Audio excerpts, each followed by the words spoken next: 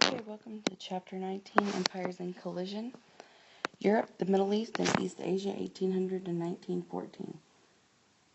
This chapter focuses on three major non-Western empires that experienced tremendous transformations during the 19th century.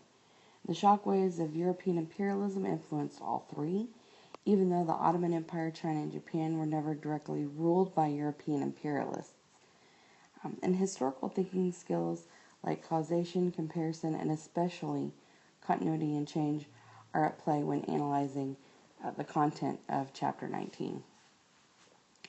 Keep in mind the influence of imperialism in Japan can best be seen through Meiji rule, and the expansion of U.S. and to a lesser extent European influence at the end of the Tokugawa period led to the wide variety of transformations that encompassed many aspects of Meiji-era Japan. And Japan, in turn, became a major imperial power by the early 20th century. Now, all three empires experienced reform movements that adopted some Western reforms, but were based on opposition to Western imperialism. The Tanzimat reforms of the Ottoman Empire, the self-strengthening movement in China, and the Meiji Restoration in Japan all involved some degree of Westernization. So think about to what extent these reform movements expressed European Enlightenment values. It's an excellent thing to do here and analyze and maybe even try to explain. Okay. Section 1, Reversal of Fortune, China's Century of Crisis. Okay, our first image here is rather a political cartoon. So what do you think this is trying to show here? Are there any particular nations represented here? I think that's easy to tell by the way they're dressed and who these individuals are. It represents the European and Japanese power struggle over Japan. On the left, we see the British Queen Victoria. Next to her sits the German Kaiser Wilhelm II.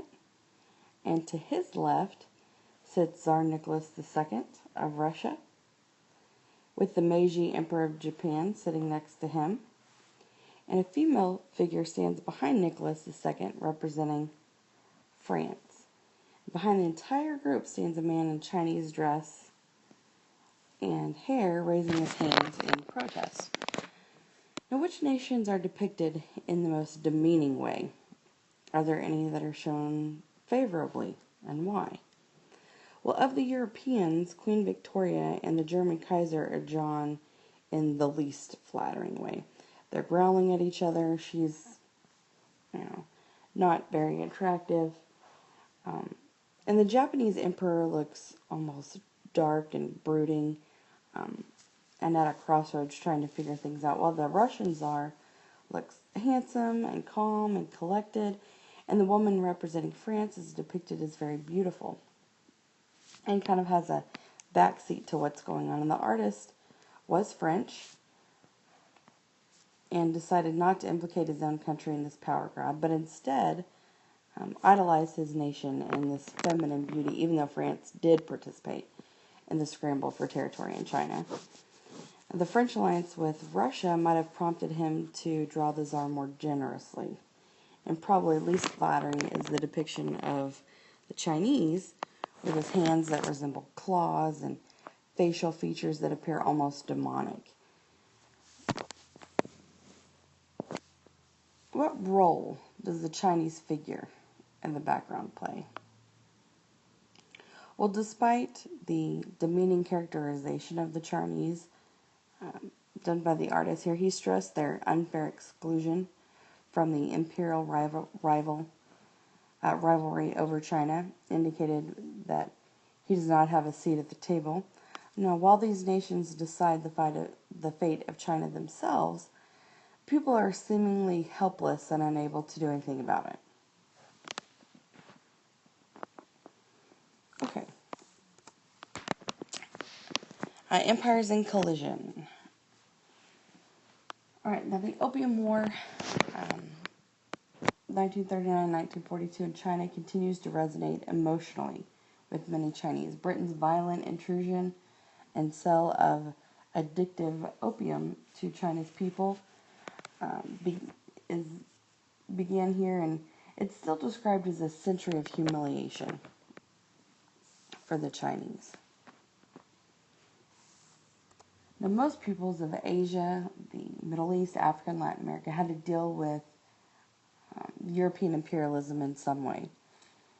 And this chapter focuses on societies that faced internal crises while maintaining formal independence. Now, there are four main dimensions of European imperialism confronted with these societies. Military might and political ambitions of those rival European states, involvement in a new world economy that radiated from Europe, influence of aspects of traditional European culture like language, religion, literature, and engagement with the culture of modernity, which is very important in this all brought on by the Industrial Revolution. And at the same time, they had to deal with internal pressures as well. Okay, reversal of fortune. In 1793, the Chinese Emperor Qianlong really rebuffed Britain's request that China rescind or loosen the restrictions on trade. The Chinese authorities had controlled and limited European activities for centuries. By 1912, the Chinese Empire had collapsed, became a weak junior member in the European-dominated world. And this comes from the crisis within. China was basically a victim of its own success. The population had grown from approximately 100 million in 1685 to approximately 430 million in 853. That's less than 200 years. So this dramatic population growth put a lot of pressure on the land. And thanks to its economic success and the increasing agricultural output from the New World crops, China's population shot up. So, this success created a looming environmental problem as China began to run out of exploitable resources. And its expansion in the West did not give it the rich New World windfall that Europe enjoyed.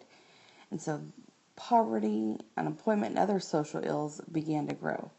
And China did not have an accompanying industrial revolution. Therefore, they stayed impoverished, and there was a lot of starvation. Now, the Chinese bureaucracy didn't keep pace with this growing population.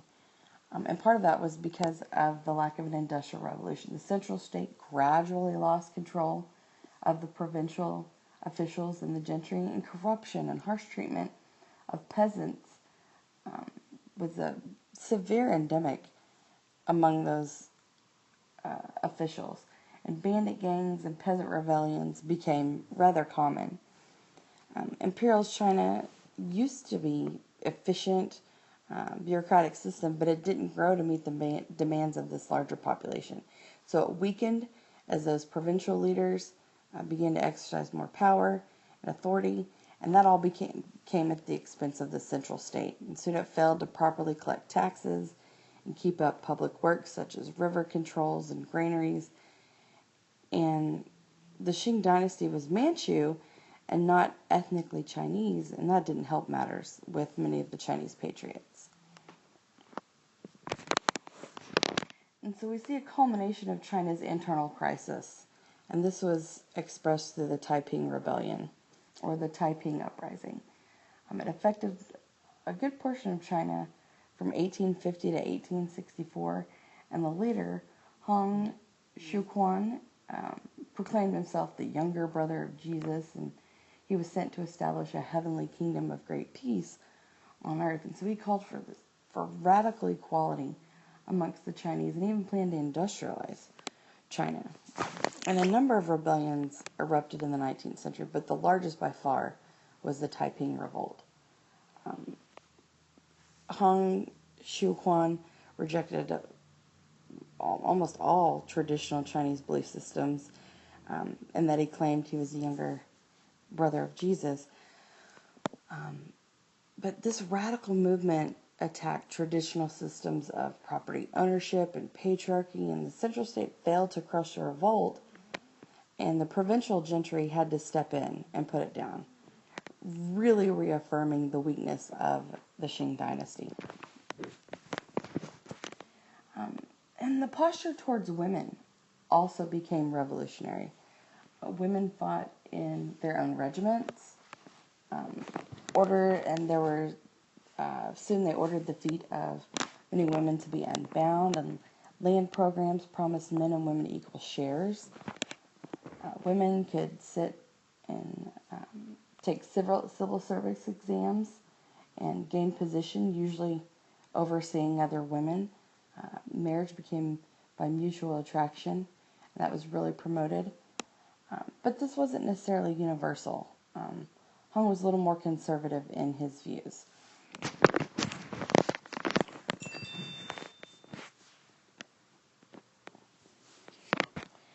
Now, the initial successes led to the establishment of the capital in Nanjing in 1853. But ultimately, the rebellion was crushed in 1864. And then the resolution of the Taiping Rebellion consolidated the power of those provincial leaders and the gentry even more. There's a turn of intense conservatism, so China's problems weren't really resolved. And there was a massive civil war this massive civil war had seriously weakened the Chinese economy. And about 20 to 30 million people died in this rebellion. And so, as the provincial gentry moved against the Taiping, they did that out of fear of the movements of this radical social agenda. And in the post-Taiping era, the gentry and the imperial authorities sought to impose a very conservative reaction, and that delayed a serious effort at social reforms until the rise of the communists, basically in the 1920s. All right, let's look at Western pressures. Okay, the Opium Wars show the transformation of China's relationship with Europe. Opium had been used on a small scale in China for centuries, but the British began to sell large quantities of Indian opium in China. And the Chinese authorities recognized the dangers of opium addiction, and they desperately tried to stop the trade. The European merchants bribed many officials to smuggle the opium in, and China suffered a specie drain from large quantities of silver spent on opium. And in this particular case, in case you're wondering, this is referred to specie. In this context, is referred to money in hard coin form as opposed to money in note or paper form. And then in 1836, the emperor really put in an effort to suppress the trade.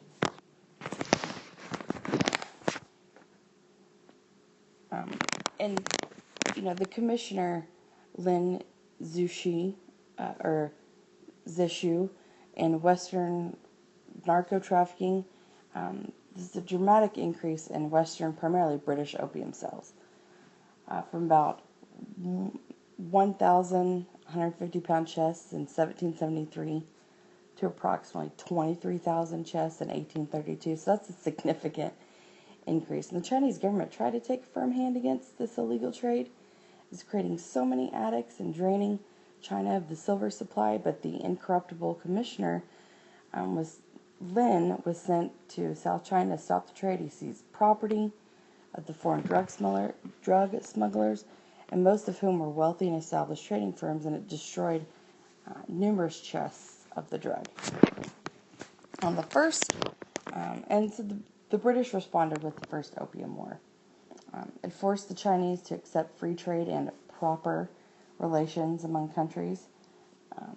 Coming from this is the Treaty of Nanjing in 1842. And in response to the perceived outrage of having British property seized and citizens held the government sent a fleet, the British government sent a fleet to punish the Chinese. And thanks to their newly industrialized navy, the British were able to achieve a number of victories, and they dictated the terms of the peace treaty with the Japanese, the Treaty of Nanjing. And the first of the unequal treaties, which was the Treaty of Nanjing, opened up specific Chinese ports to British merchants and restricted Chinese sovereignty. And other countries followed with their own unequal treaties. And then came the Second Opium War, 1856 to 1858. Now, Europeans vandalized the Imperial Summer Palace. More treaty ports were open to foreigners. China was open to foreign missionaries, and Western powers were given the right to patrol some of China's interior waterways. And this was just further humiliation for the Chinese. The British were vandalizing looting the Summer Palace near Beijing. The war was followed with more unequal treaties and subsequent loss of territory and spheres of influence, such as Vietnam to France and Korea to Japan, and thus creating an informal empire status for the Middle Kingdom. And China was defeated by the French in 1885 and the Japanese in 1895. And the Qing dynasty was deeply weakened at a time when China needed a rather strong government to deal with modernization and these new changes and transformations. And these unequal treaties really inhibited China's industrialization. And by the end of the 19th century, the once powerful Middle Kingdom found itself in a state of informal empire, losing a lot of sovereignty to Europeans, Americans, and even the Japanese. Okay, here's a map showing you the different places of where the Taiping Uprising began, or where it was really located. The Neon Rebellion and the Boxer Rebellion, which comes a little bit later. I think it's kind of interesting that they show or have the stars for the Muslim revolts, put a religious twist on it. And here are the spheres of influence in China. So you can see many foreigners basically had control of Chinese economy.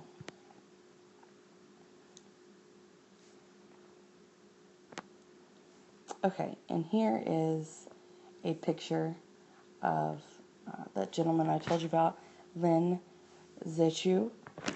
And he was the one that confronted the opium trade. This is the commissioner that once the emperor decided to suppress the opium trade, he selected this guy, Lin Zexu, to enforce that policy. He was the son of a poor but educated father, and unfortunately his father never achieved an official position. However, Lin excelled academically. He passed the high-level examinations, and then he rapidly rose through the ranks of China's bureaucracy, and in the process he gained this reputation of being a strict, honest official, immune to bribery, concerned with the welfare of the peasants, and really unafraid to confront that corruption and decadence of the opium trade to the rich and the poor. Didn't matter to him. But this is an image of him. And I believe this image is in your book. Okay. The failure of modernization, or the failure of conservative modernization. The Chinese government tried to act against these problems. The policy of self-strengthening in the 1860s and 1870s, they really tried to apply traditional principles along with very limited borrowing from the West. And they made efforts to improve their examination system, and even tried to restore the rural, social, and economic order. And they also established a foundation of a few industrial factories.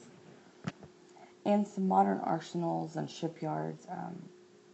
And they even set up schools where Chinese can study other languages and sciences. And so they really made a good, strong attempt at this self-strengthening movement. It was a widespread movement that sought to reform and rebuild China. And the government set out to look for good men to rebuild the country's infrastructure, the exam system, like I said, even some new industries, especially armaments, because of the spheres of influence and the economic takeovers by foreign countries. But there were some conservative leaders that feared that development and would harm their landlord status. And the landlords, fearing this modernity, unfortunately, for the cause of reform, the landowners feared the changes posed by new industries and other forms of commercial modernity. And then comes the Boxer Uprising, or the Boxer Rebellion. Militia organizations killed several Europeans and even Chinese Christians, besieged foreign embassies in Beijing, and those Western powers in Japan occupied Beijing in order to crush the revolt. And here they imposed massive reparation payments on China. So industry in the hands of Europeans really made matters worse. Most modern industries were in the hands of foreigners and foreign experts, such as engineers and managers. And so comes the Boxer Rebellion, and the failure of the modernization movement was seen in the anti-foreign traditional movement as the Society of the Righteous and the Harmonious Fists, which is the translation for the Boxer Rebellion. And when the Boxers slaughtered those European and Chinese Christians and took the foreign embassies, it really took a multinational force of other countries to invade northern China to crush the movement and exact even more humiliation as revenge on the Chinese. Now, there was a growing number of educated Chinese that became disillusioned with the Qing dynasty. The organizations were sent to examine the situation and propose reforms. And there's a growing drive for a truly unified nation. So we do see a rise of nationalism in China, in which more people took part in public life. And the Chinese nationalism was against both foreign imperialists and what they began to view as the foreign Qing dynasty, made up of Manchus.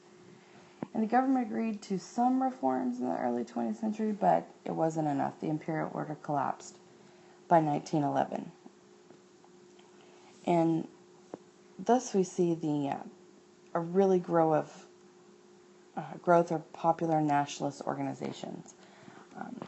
They felt like they were faced with a foreign dynasty and that was really unable to reform and better the empire. And these intellectuals formed numerous popular groups calling for reform, argued against the dynasty, foreign presence, and some traditional practices. And so a new role for Chinese women was the subject of a lot of debate here.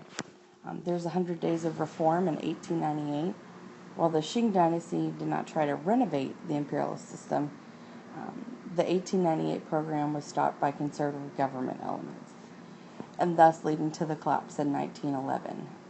Dwindling support from most sectors of society and a bureaucracy unable to face the growing challenges this 2,000-year-old imperialist system collapsed from within.